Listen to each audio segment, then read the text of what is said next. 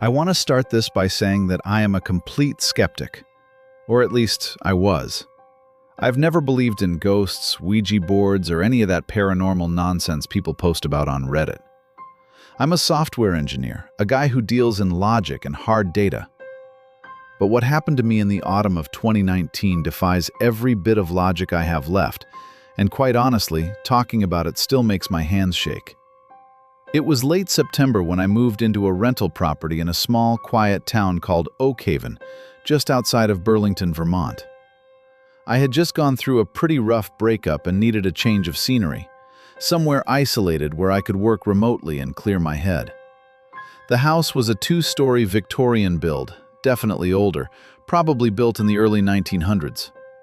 It was cheap, secluded, and surrounded by dense woods that turned a fiery orange in the fall. It seemed perfect. For the first 2 weeks, everything was completely normal. I settled into a routine. Wake up, brew coffee, code for 8 hours, maybe go for a jog down the gravel driveway, and then binge-watch Netflix until I passed out. The only quirk the house had was an ancient wall-mounted landline phone in the kitchen. It was one of those beige rectangular models from the 80s with a coiled cord that hung loose. I didn't even have landline service set up. I just used my cell. I assumed the phone was dead, a leftover relic from the previous tenants. The first incident happened on a Tuesday night. It was exactly 11:42 p.m. I know the time because I had just paused an episode of Mindhunter to go to the kitchen and grab a glass of water. The house was dead silent. The kind of silence you only get in the country, where the only noise is the settling of the wooden beams. As I was filling my glass at the sink, a sound cut through the silence like a knife. Ring. It was the wall phone. I froze, the water overflowing the glass and running over my hand. My heart immediately hammered against my ribs. It wasn't just that the phone was ringing, it was the volume. It was piercingly loud. I stared at it for a good 10 seconds, my brain trying to process how a phone with no service plan could be ringing. Rationalizing it, I figured maybe the previous tenant's line hadn't been fully disconnected, or it was some weird electrical glitch. I walked over and picked up the receiver, fully expecting a telemarketer or just dead air. "Hello?" I asked, my voice sounding smaller than I intended. Static. But not just normal static. It sounded wet, heavy, like wind blowing into a distortion pedal. Through the white noise, a voice crackled. It was a woman's voice, sounding distant and frantic. "Ethan? Is Ethan there?" The voice sent a shiver straight down my spine. It didn't sound like a prank call. The tone was laced with pure, unfiltered panic. "You have the wrong number," I said, trying to keep my voice steady. "There's no Ethan here." No. Tell him to come inside. The woods are too dark. Ethan!" "Lady, listen, I just moved in. You have the wrong house." The line clicked and went dead. No goodbye, just an abrupt return to the silence of the kitchen. I hung up, feeling a knot form in my stomach. I checked the phone jack. It was plugged into the wall, sure, but I hadn't paid a dime to AT&T or Verizon. I shrugged it off, unplugged the cord from the wall jack just to be safe, and went to bed. I told myself it was crossed wires. Old infrastructure in rural Vermont is notorious for being buggy. 3 days passed without incident. I had almost forgotten about the call until Friday night.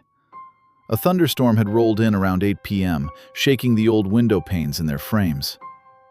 I was in the living room, reading on my iPad, trying to ignore the thunder. Then, from the dark kitchen, it started again. Ring. My stomach dropped. I remembered distinctly unplugging that phone. I got up, my legs feeling like lead, and walked into the kitchen. The cord was dangling loose, the plastic jack resting on the counter. The phone was completely disconnected from the wall. Yet it continued to ring. Ring, ring. This is the part where people in movies run out the door. But curiosity is a dangerous thing. I picked up the receiver, pressing it to my ear slowly. The static was deafening this time, a harsh, mechanical screeching that made me wince. "He's cold," the woman's voice sobbed. It was so clear, it sounded like she was standing right behind me. "Why won't you let him in? He's scratching at the door. Ethan is cold." "Who is this?" I yelled, my grip on the phone tightening until my knuckles turned white. "How are you doing this?" "Tell Ethan. Tell him Mommy is sorry. Tell him to stop scratching." I slammed the phone back onto the receiver. I didn't sleep that night. I sat in the living room with all the lights on, holding a baseball bat I kept by the front door, jumping at every creak of the floorboards. The next morning, the sun did little to wash away the fear. I needed answers. I drove into town and went to the local library, deciding to look into the history of the property. I didn't want to sound crazy asking the librarian about ghost calls, so I just said I was interested in the genealogy of the previous owners. I spent hours scrolling through microfiche archives of the local newspaper, the Oak Haven Gazette. I was about to give up when a headline from November 14th, 1993 caught my eye. Search called off for missing boy. I zoomed in on the article. A 7-year-old boy named Ethan Caldwell had gone missing from his home on Old Mill Road, my rental address. The article detailed how his mother, a woman named Sarah Caldwell, had been the primary suspect. She claimed Ethan had run out to play in the backyard and never came back. Neighbors reported she had become unstable, frequently calling the police, claiming she could hear him crying in the walls or scratching at the back door.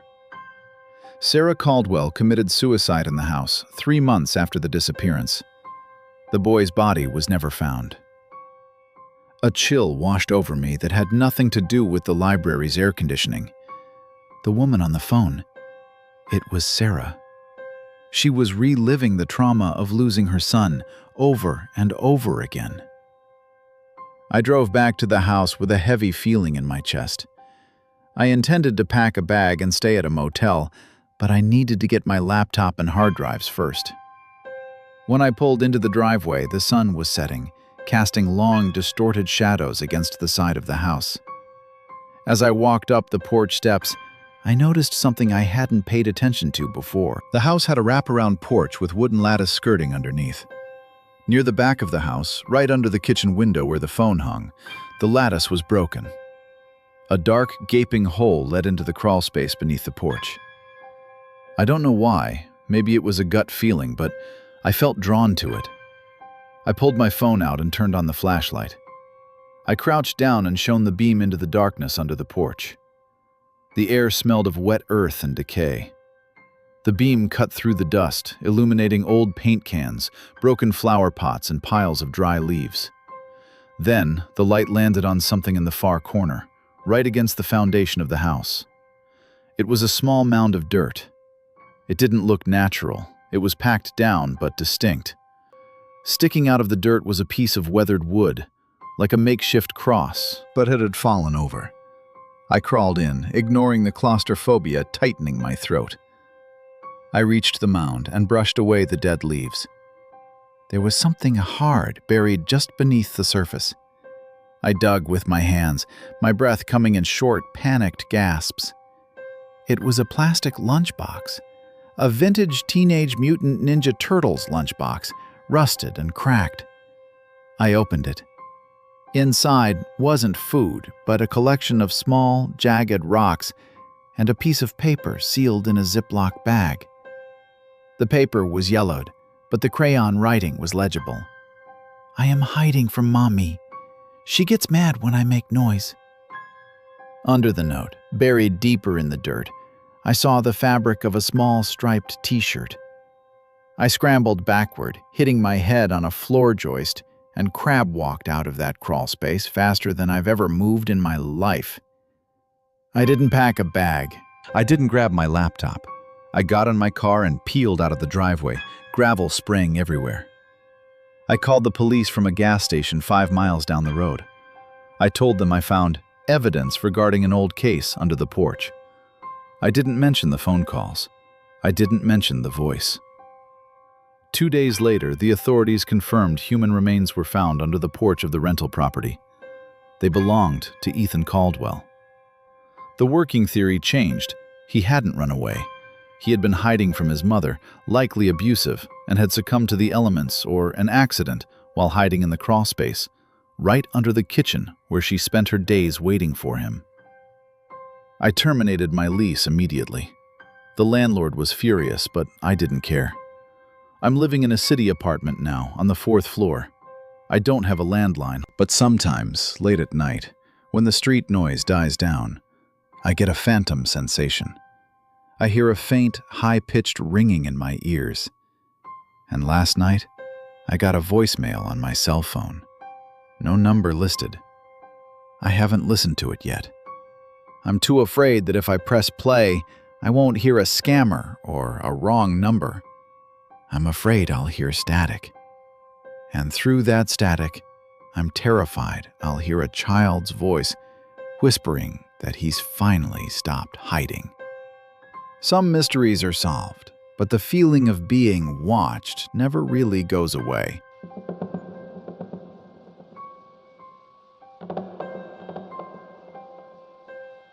My name is Daniel, and back in 2016, I was working for a small estate clearance company in Snoqualmie, Washington. It wasn't glamorous work. We were essentially paid to go into foreclosed homes or houses where the owners had passed away, clear out the junk, and get the place ready for the bank to sell. I've seen some weird things in that line of work.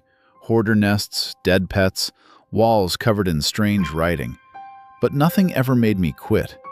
Not until the job at the Henderson property. It was a gray, drizzling Tuesday in November when my coworker Marcus and I pulled up to the house. It was a split-level ranch style from the late 70s, sitting at the end of a long gravel driveway that wound through a dense patch of fir trees. The place had been vacant for 2 years. The bank wanted it cleared out fast, so we were on a tight schedule. The normalization phase of the day started typically enough. We unlocked the front door, and the smell hit us immediately. That specific cocktail of stale tobacco, damp carpet, and mothballs that seems to haunt every abandoned house. We spent the first 4 hours just hauling out trash bags of old newspapers and broken furniture. It was boring, repetitive labor. Around 1 p.m., we took a break for lunch. We sat on the tailgate of our truck, eating cold sandwiches and listening to the rain tap against the metal roof. "Creepy place, huh?" Marcus said, wiping mayonnaise off his lip. "Feels like someone just stood up and walked away in the middle of dinner." He wasn't wrong. Inside, there were still plates in the drying rack. A calendar on the wall was turned to October 2014. "It pays the rent," I shrugged, tossing my wrapper into a bin. We went back inside to tackle the kitchen. That's when I noticed the phone. It was an old, wall-mounted rotary model, the kind that's an ugly shade of avocado green. It hung near the pantry door.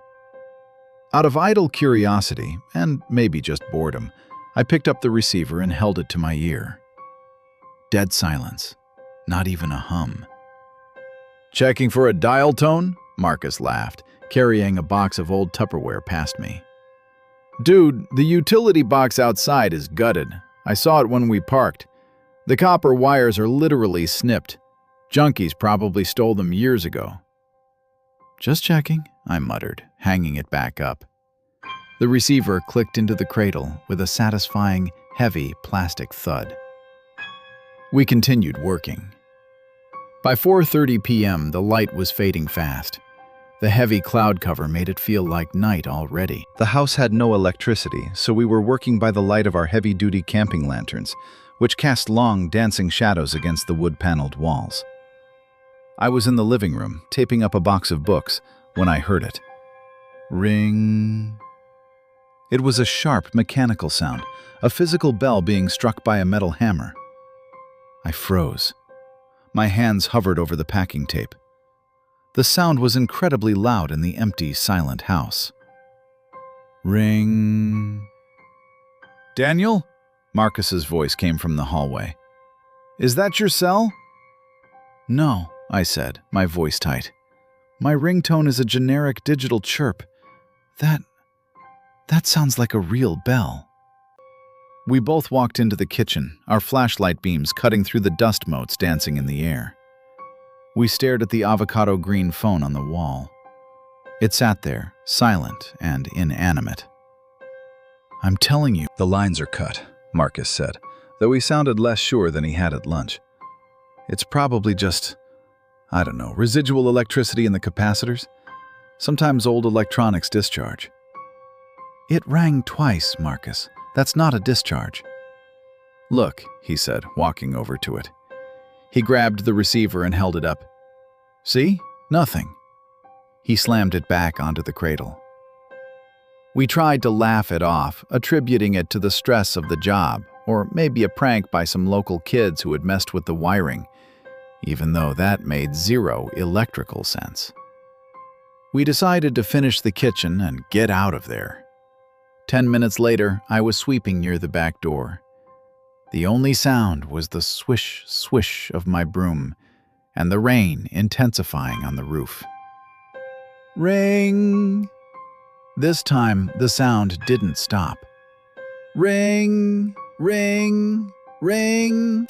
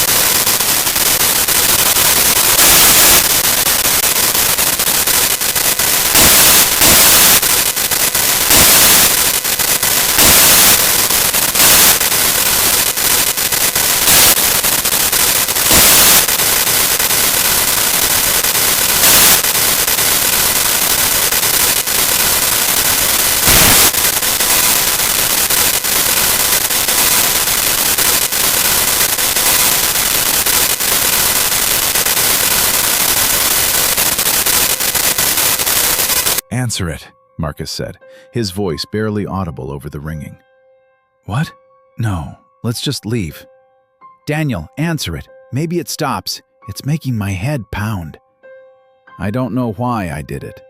Maybe it was the adrenaline, or maybe it was that call of the void feeling you get when you stand on a high ledge. I walked over, my boots heavy on the linoleum floor. I reached out, my hand shaking uncontrollably, and lifted the receiver. The ringing stopped instantly. I slowly brought the plastic handset to my ear. I expected static. I expected silence. I expected a prank caller laughing.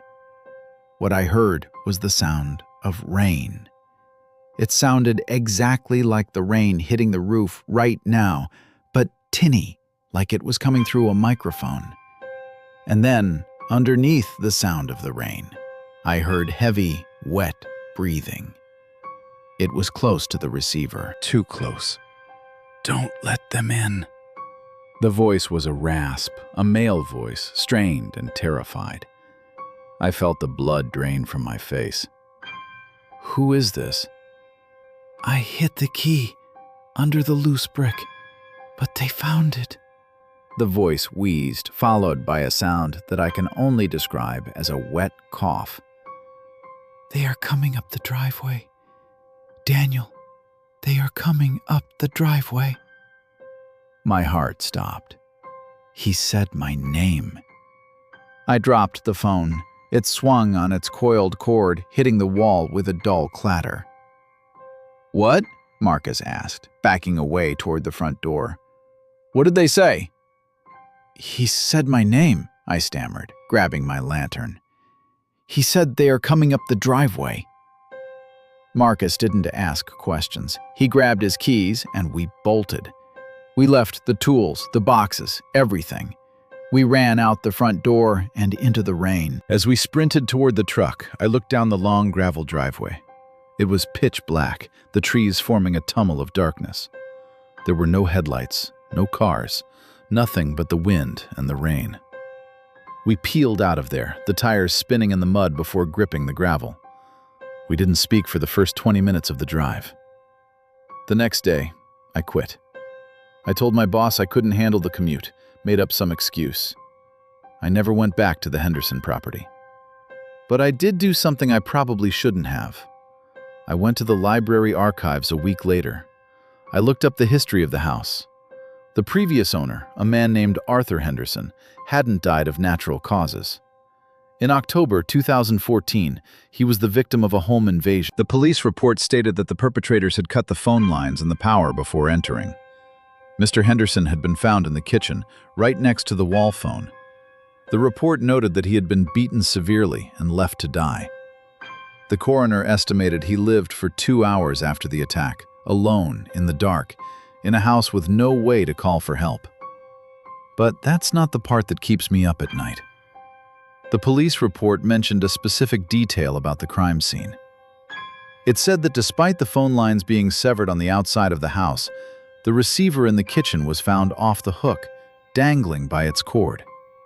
And in the transcript of the 911 logs from that night, there was a confusing entry.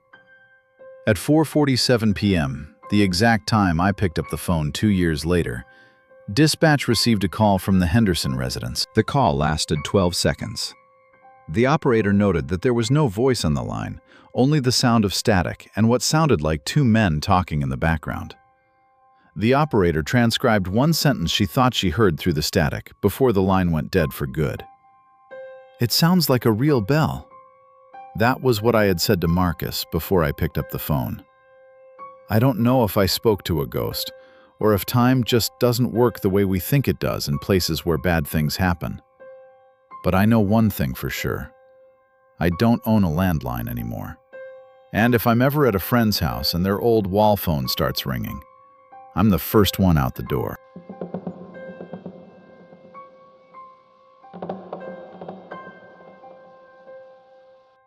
I'm sharing this because I need to get it off my chest, and quite frankly, because I'm hoping someone else can offer a logical explanation.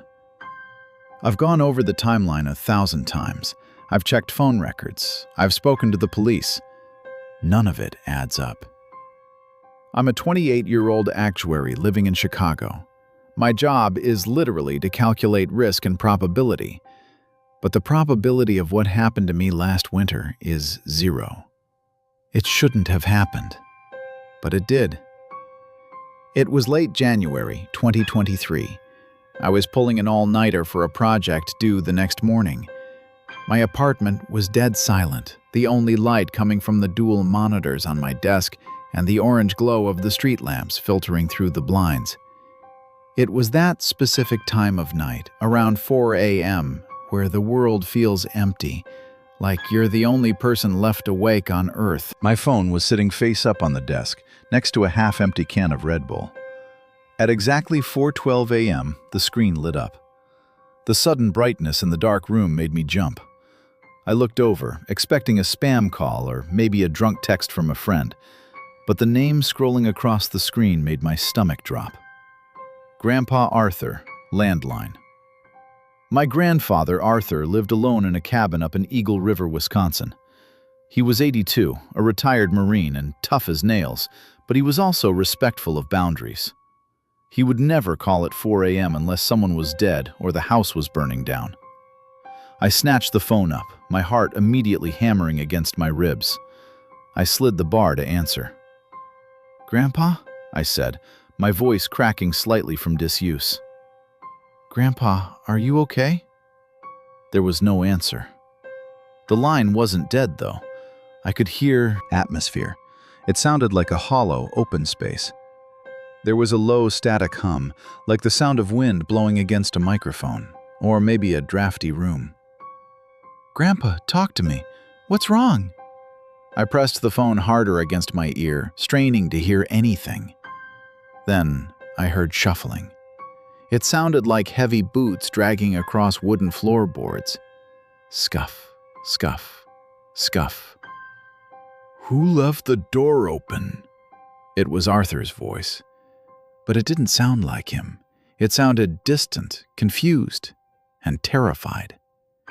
My grandfather didn't get scared. This was a man who hunted deer with a bow and lived through Vietnam. Hearing a tremble in his voice sent a wave of cold dread washing over me. "Grandpa, it's Mike. Are you hurt? Do I need to call 911?" He didn't seem to hear me. He was talking to himself, or maybe to someone else in the room. "It's so cold," he whispered. The audio quality was crisp enough that I could hear the wetness in his breath, the rattle in his chest. "Why is it so dark? I just fixed the fuse." "Grandpa!" I shouted this time. Then came the sound that still wakes me up in a cold sweat. It started as a sharp intake of breath, followed by a scream. It wasn't a movie scream. It was a guttural, primal shriek of pure agony and terror, the sound of a man seeing his own death. It was so loud, it distorted the speaker on my iPhone. Crack! A loud thud followed, like a heavy object hitting the floor, and then the line went dead.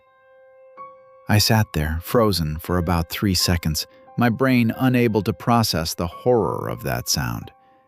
Then, panic took over. I immediately hit redial. It rang, and rang, and rang. "Hi, you've reached Arthur. Leave a message." I hung up and dialed 911. I told the dispatcher my grandfather was elderly, living alone in Eagle River, and that I had just heard him scream over the phone. I told them I thought he was being attacked. The next hour was the longest of my life. I paced my small living room, my hands shaking so bad I couldn't type. I imagined him bleeding out on the floor or facing an intruder. I kept checking the time. 4:30, 4:45, 5 o'clock. Finally, at 5:18 a.m., my phone rang. It was a local Wisconsin area code. "Is this Michael?" a deep voice asked. "Yes. Is he okay? Is he alive?" "Son, this is Deputy Miller. I'm at your grandfather's cabin right now. We just did a perimeter check and made entry." "And?" I held my breath. "He's fine, son. He's sound asleep in his recliner. The TV was on loud. Maybe that's what you heard? But there's no sign of forced entry, no distress. We woke him up, and he's a bit grumpy about it, to be honest." I sank onto my couch, confusion warring with relief. That's impossible. I talked to him. He called me. He screamed." "Well," the deputy sighed, clearly thinking I was just a paranoid city kid. "He says he hasn't touched the phone. In fact, the handset is sitting right here on the cradle in the kitchen. Dust on it. He says he hasn't used it in days." I asked the deputy to put him on. "Michael?" Grandpa's voice was groggy, annoyed, but definitely alive. "What the hell are you doing calling the cops on me at 5 in the morning?" "Grandpa, you called me at 4:12. You were screaming. You said the door was open and the fuse was blown." "I did no such thing," he snapped. "I've been asleep in the chair since the news ended. The door is deadbolted, and the power is fine. You were having a nightmare, kid. Go back to bed." He hung up. I sat there, staring at my phone. I felt like I was losing my mind. I opened my call log to prove it to myself. There it was. 4:12 a.m. Incoming call. Duration 0043. I wasn't crazy. The digital footprint was right there. I took a screenshot just to be sure. I told myself it must have been a technical glitch. Maybe someone spoofed his number, a cruel prank. I tried to move on. 2 weeks passed. I called Grandpa every couple of days just to check in. He was fine, though he mentioned feeling a bit more tired than usual. The incident drifted to the back of my mind, normalized by the routine of daily life. On February 14th, a massive blizzard hit northern Wisconsin. Power lines were down across the county. I hadn't heard from Grandpa in 24 hours, but that wasn't unusual during a storm. He had a wood stove and plenty of canned food. That night, I was asleep when my phone rang. I woke up, groggy, squinting at the clock. It was 4:12 a.m. My blood ran cold. I looked at the caller ID. Grandpa Arthur, landline. I didn't answer it this time. I couldn't. I was paralyzed by a sense of déjà vu so strong it made me nauseous. I just watched the phone vibrate on the nightstand until it stopped. 10 minutes later, it rang again. This time, it was the sheriff's department. Michael? It was Deputy Miller again. His voice was different this time. Somber. Yeah? I'm sorry to make this call, son. A neighbor reported seeing the front door of your grandfather's cabin wide open in the storm. We went to check. He paused, and I could hear the wind howling in the background of his radio. It looks like he went down to the basement to check the breaker box. The power had been out for hours. He must have missed a step in the dark. He fell down the stairs. Neck broke on impact. He's gone. I felt the room spin.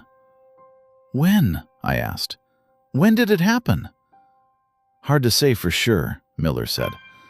But based on the body temperature, it happened sometime early this morning, probably around 4 a.m. I flew out to Wisconsin the next day to handle the arrangements. The cabin was freezing. The door had indeed been blown open by the wind, letting snow drift into the living room. I walked through the silent house, the floorboards creaking under my boots. Scuff. Scuff. I went into the kitchen. The landline phone, the beige corded one, was hanging off the wall. The cord had been ripped out of the jack, likely when he fell or grabbed at it. But here is the part that I cannot reconcile. The part that keeps me awake every night at 4 a.m. I went down to the basement. It was an unfinished, creepy space with a dirt floor. The wooden stairs were steep. At the bottom, his body had already been removed, but the chalk outline was there. Lying a few feet away from where his head would have been was an old, battery-operated tape recorder. Grandpa used to use it to record voice notes for his memoir he was writing. I picked it up. It was cracked, but the batteries were still inside. I pressed play. There was a lot of static, then the sound of shuffling boots. Who left the door open? My heart stopped. It was the exact same audio I had heard on the phone 2 weeks ago. It's so cold. Why is it so dark? I just fixed the fuse. Then, on the tape, came the sound of a stumble, a frantic gasping for air. And then that scream. The guttural, terrifying scream of a man realizing he is falling into the dark. Crack! The tape ended. I checked the timestamp on the digital display of the recorder. February 14th, 4:12 a.m. My grandfather died on February 14th, but he called me on January 31st, 2 weeks before he died, and played me the sound of his own death. The phone company records show the call on January 31st came from his landline, but the physical line had been down due to the storm on the night he actually died. I don't know if it was a time slip. I don't know if the universe glitched. Or maybe, just maybe, in those moments of extreme terror, time isn't as linear as we think. Maybe his scream was so loud it echoed backwards. I still have the screenshot of the call log on my phone. I look at it sometimes, just to remind myself I'm not crazy. But I deleted the voicemail. I never want to hear that scream again. Because now, every time my phone rings past midnight, I'm terrified that I'm going to pick up and hear my own voice on the other end, screaming from 2 weeks in the future.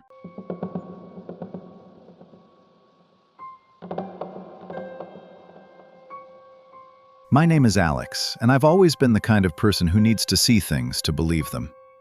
I work in IT, specifically in network security. My life is built around logic, binary code, and tangible data.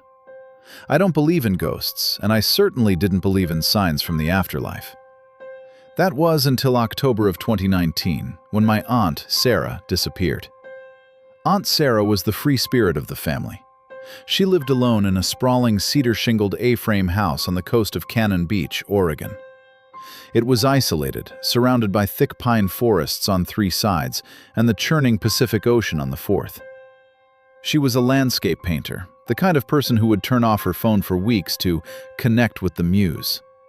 So, when she stopped answering texts in late September, nobody panicked. But by the second week of October, the silence felt different. My mom, Sarah's sister, asked me to drive out there and check on her. The drive from Portland was gray and wet, the windshield wipers slapping a hypnotic rhythm against the glass. When I arrived, the house was cold. The front door was unlocked, which wasn't unusual for Sarah, but her car was in the driveway and her purse was on the kitchen counter.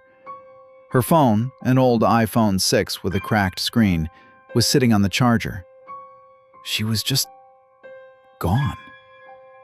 The police were called. A search party was organized, but the dense Oregon fog made everything difficult. For 3 days, my mom and I stayed at Sarah's house, waiting for news. This is where the normalization phase of my story ends, and the nightmare begins. The house had horrible cell reception, so we relied on Sarah's landline. It was an ancient, cream-colored Panasonic cordless system with a built-in answering machine that used mini cassette tapes. It sat on a side table in the hallway, looking like a relic from 1998. It was Tuesday, October 15th, 7:42 p.m. I remember the time because we had just finished a silent dinner of takeout pizza. The rain was hammering the roof, a relentless, drowning sound. Ring! The landline chirped. It was a jarring, shrill electronic trill that made both of us jump. My mom scrambled for the handset. "Hello? Sarah?" She pulled the phone away from her ear, frowning. "It's just static." She listened for another moment, then hung up. "Probably the storm messing with the lines," she whispered, though her hands were shaking. An hour later, it rang again. Ring! This time, I picked it up. I expected the wind, or maybe a telemarketer. What I heard was a sound I can only describe as wet. It sounded like someone breathing through a snorkel, a heavy, liquid rattle. "Hello?" I said, my voice tight. "Is anyone there?" Through the static, a voice drifted out. It was faint, tinny, and incredibly distant, as if it were traveling through miles of underwater cable. "Alex?" My blood ran cold. It was Sarah's voice, but it was wrong. It was devoid of cadence or emotion, flat and monochromatic. "Sarah! Sarah, where are you? We're at the house." There was a pause, filled only by that wet, rhythmic static. "It's okay," the voice said. "Don't worry." "Sarah, tell me where you are. The police are looking for you." "Goodbye." The line clicked dead. I stood there, gripping the phone, my knuckles white. My mom was staring at me, tears streaming down her face. "Was that her? Was that Sarah?" "It sounded like her," I stammered, "but she sounded drugged or hurt." We called the police immediately. I explained that Sarah had just called the landline. They traced the call. 20 minutes later, the sheriff called us back on my cell phone, which I had to stand on the porch to answer. "Son," the sheriff said, his voice grave, "we traced that call. It didn't come from a cell tower. It didn't come from a payphone." "Where did it come from?" "It came from inside the house." I froze, turning to look through the sliding glass door at my mom, who was sitting by the fireplace. "That's impossible. We're the only ones here." "The trace says it originated from the master bedroom extension," the sheriff insisted. I hung up and ran upstairs. The master bedroom was dark, smelling of lavender and old dust. On the bedside table sat the second handset of the Panasonic phone system. It was sitting perfectly in its cradle. I picked it up. There was no dial tone, just dead air. The next morning, the search party found her. Sarah hadn't been kidnapped. She hadn't run away. She had gone for a hike along the cliffs about 2 miles north of the house. The ground, slick with rain, had given way. She had fallen about 60 feet onto a rocky outcropping below the tide line. The coroner estimated she had died on impact. Her neck was broken. But here is the detail that made my stomach turn over. Based on the decomposition and the tide schedules, the coroner determined she had died on October 10th, 5 days before I answered that phone call. My mom was devastated. She chalked the call up to grief, saying she must have imagined it, or that it was a cruel prank by someone who had spoofed Sarah's voice. But I knew what I heard. I work with audio frequencies. I know the difference between a recording and a live voice. That voice responded to me. It said my name. We held the funeral 3 days later. It was a somber affair. Afterward, my mom and I returned to the house one last time to pack up her personal effects and winterize the place before putting it on the market. The house felt heavy. You know that feeling when you walk into a room and you feel like you've just interrupted a conversation? The air felt thick, charged with static electricity. We were packing boxes in the living room. It was late, almost midnight. The wind was howling outside, rattling the window panes in their frames. Ring! We both froze. The box of books I was holding slipped from my hands and hit the floor with a thud. We looked at the hallway table. The landline base station was blinking red. "Don't answer it," my mom whispered. "Please, Alex, just unplug it." I wanted to. Every instinct in my body screamed at me to rip the cord from the wall and run. But the curiosity, that morbid human need to know, pushed me forward. I walked to the phone. I didn't pick it up. I pressed the speaker button. The room filled with the sound of white noise. It was louder this time, aggressive, like a radio tuned between stations. Then the voice cut through. "It's cold." My mom let out a sob, covering her mouth with her hand. "Why is it so dark?" The voice was Sarah's, but it was degrading. It sounded like a digital file that had been copied too many times. It was glitching, stuttering. "Alex, are you there?" "I'm here," I whispered, leaning over the machine, tears stinging my eyes. "Aunt Sarah, you're dead. You passed away." The static swelled, rising in pitch until it was almost a shriek. No, I'm just waiting." Then the voice changed. It wasn't Sarah anymore. It dropped an octave, becoming a guttural, grinding sound, like stones rubbing together deep underground. "Goodbye." The machine clicked off. Silence rushed back into the room, deafening and heavy. I grabbed the phone cord and ripped it out of the wall. I didn't stop there. I grabbed the base station, ran to the back deck, and hurled it into the darkness of the forest. We left that night. We left half the boxes unpacked. We drove to a motel 2 towns over and didn't speak a word until morning. A month later, I received the final bill from the phone company for Sarah's estate. I was the executor, so I had to pay it. I scanned the call log, looking for those dates. October 15th, October 18th. I expected to see incoming call or maybe unknown number. Instead, the log showed something that made me drop the paper. On the night of October 15th, and again on the night of the funeral, the log didn't show incoming calls. It showed outgoing calls. According to the phone company, the calls were made from Sarah's house, dialing out to nowhere. The destination number was listed as 000 0000.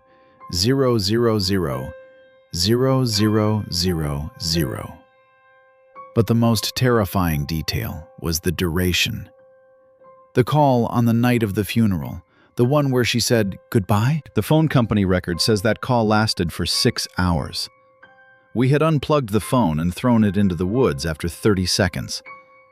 I don't know who or what was on the line for the other 5 hours, 59 minutes, and 30 seconds. But sometimes, when I'm lying in bed and the house is quiet, I can still hear that wet, heavy breathing. And I wonder if the line is ever truly disconnected. I sold the house to a young couple from California. I didn't tell them about the phone. I just told them the reception was bad and they should probably stick to cellular. Last week, I got an email from the new owner.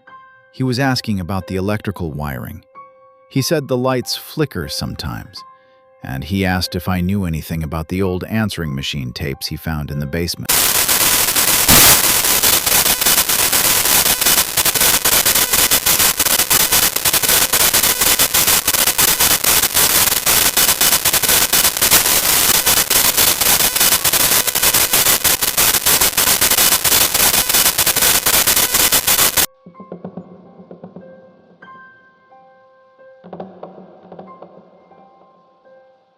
My name is Mark, and I've always been a deep sleeper. It used to be a point of pride for me. I could sleep through thunderstorms, construction work, you name it. But after what happened in the winter of 2018, I don't sleep deeply anymore. In fact, I barely sleep at all. My wife, Elena, and I had just welcomed our first son, Leo, into the world. We were living in a small, drafty craftsman house in Portland, Oregon. It was a fixer-upper, the kind of place that made noises on its own, pipes groaning, floorboards settling. We were in that brutal fourth trimester, the period where days and nights bleed together into a gray haze of diapers, formula, and exhaustion. Elena was taking the brunt of it. She was breastfeeding, which meant she was up every 2 hours. I tried to help where I could, but I had just started a new job as a structural engineer and was working 10-hour days. By the time my head hit the pillow, I was out cold. The night of November 14th started like any other. It was raining, a heavy, relentless Pacific Northwest downpour that drummed against the roof. The sound usually acted like a lullaby for me. Elena had fed Leo around 11 p.m. and put him in the bassinet right next to our bed on her side. We both passed out immediately. The atmosphere in the room was thick with the smell of lavender baby lotion and the humid warmth of the radiator. It was safe. It was normal. Then came the sound. It wasn't a ringtone. My phone was on silent, and Elena's was on vibrate. It was a harsh, static-filled buzzing sound coming from the landline on the nightstand. Now, you have to understand something about this landline. We didn't use it. We only had it because it was part of a bundle package with our internet service provider. The ringer volume was turned all the way down because we only ever got spam calls about extended car warranties. But at 3:17 a.m., that phone wasn't just ringing. It was screaming. It woke me up instantly. My heart was pounding against my ribs, that fight-or-flight adrenaline dumping into my system before my eyes were even open. I sat up, disoriented, the red numbers of the digital clock burning into my retinas. Bzzz, ring, bzzz. The sound was distorted, like the speaker was broken. I looked over at Elena. She hadn't moved. She was exhausted, deep in a coma-like sleep. I reached across the bed, annoyed and confused, and grabbed the receiver. "Hello?" I whispered, trying not to wake the baby. "Who is this?" There was no voice on the other end, no telemarketer script, no wrong number apology. Instead, I heard a sound that made the hair on my arms stand up. It was the sound of water. Not rain, it sounded like rushing water, like a river, or maybe a bathtub filling up. Underneath the rushing sound, there was a high-pitched, rhythmic beeping. Beep, beep, beep. It sounded exactly like a hospital heart monitor. "Is anyone there?" I asked again, my grip on the phone tightening. Then, a voice cut through the water sounds. It was a woman's voice, but it was incredibly faint, as if she were speaking from inside a sealed box. "Move her." I froze. "What?" "Mark, move her, now." The voice sounded familiar, but in my sleep-deprived state, I couldn't place it. It sounded urgent, terrified. I pulled the phone away from my ear, ready to hang up on what I assumed was a sick prank. I looked over at Elena to see if the noise had woken her. That's when I saw it. In the dim blue light of the street lamp filtering through the blinds, I saw that Elena wasn't in her usual sleeping position. She must have brought Leo into the bed to feed him and fallen asleep mid-feed. She was slumped over on her side, her heavy winter duvet bunched up under her. Her arm was draped awkwardly across her chest, and Leo was underneath her arm. I didn't think. I didn't process. I just moved. I threw the phone onto the floor and lunged across the bed. I grabbed Elena's shoulder and shoved her hard, shouting her name. "Elena, move!" She jolted awake, gasping, her eyes wide with confusion. "What? What is it?" I frantically pulled the duvet back and lifted her arm. Leo was lying there, face up. He wasn't crying. He wasn't moving. His face was a color I will never forget as long as I live.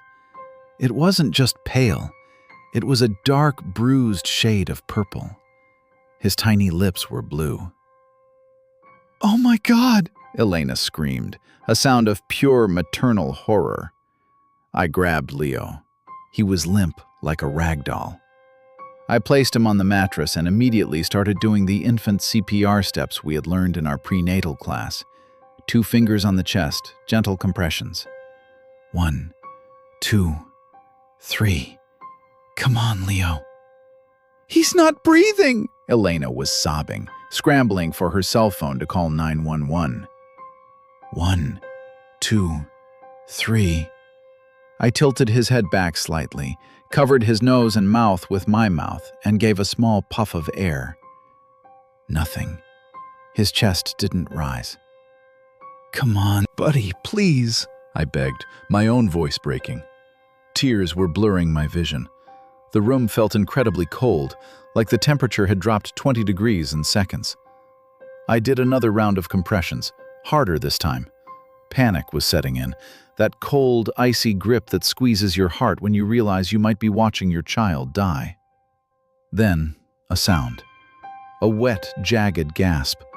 Leo's back arched. He coughed, a terrible, choking sound, and then he let out a wail. It was the loudest, most beautiful noise I have ever heard. Color rushed back into his face, turning from blue to a flushed, angry red. He started screaming, his little fists clenching. Elena collapsed onto the bed, weeping uncontrollably, pulling him into her arms. We spent the rest of the night in the emergency room, just to be safe. The doctors said he was fine, just a little bruised, but that we were incredibly lucky. They said another minute, maybe even 30 seconds, and the outcome would have been tragic. SIDS, or suffocation. It wasn't until the next afternoon, when we were back home and the adrenaline had finally worn off, that I remembered the phone call. The landline receiver was still on the floor where I had thrown it. I picked it up and hit the caller ID button on the base station. I needed to know who had called. I needed to thank them. The small LCD screen flickered to life. Last call, unknown. Time, 3:17 a.m. I dialed *69, trying to trace the last incoming call. "We're sorry, the number you are trying to reach is not in service." I sat on the edge of the bed, the events of the night replaying in my head. The rushing water, the heart monitor, the voice. "Move her." I knew that voice. It took me a few hours of clarity to realize why it sounded so familiar. It sounded like my sister, Sarah. Sarah died in 2012, 6 years before Leo was born. She drowned in a rafting accident in Colorado. She had spent 3 days in a coma, hooked up to life support before she passed. I went cold. The rushing water, the heart monitor beeping. I tried to tell myself I was crazy, that it was just sleep deprivation, grief, and stress mixing together in a hallucination. But then I checked the voicemail. The little red light on the machine was blinking. One new message. I pressed play. Static filled the room, heavy, wet static. Then the sound of rhythmic beeping. Beep, beep, beep. And then, clear as day, a voice whispered through the speaker. "He's safe now, Mark. Go back to sleep." I kept that tape. I put it in a safe deposit box at the bank. I don't listen to it. I don't need to. We got rid of the landline the next day. We bought a snoo bassinet that straps the baby in so they can't roll, and Elena never nursed in bed again. Leo is 5 years old now. He's a happy, healthy kid, but sometimes when it rains really hard, he'll stop what he's doing, look at the ceiling, and smile. One time, I asked him what he was smiling at. He looked at me with innocent eyes and said, "The lady in the water says hi, Daddy." I didn't sleep that night, and honestly, I don't think I ever will again.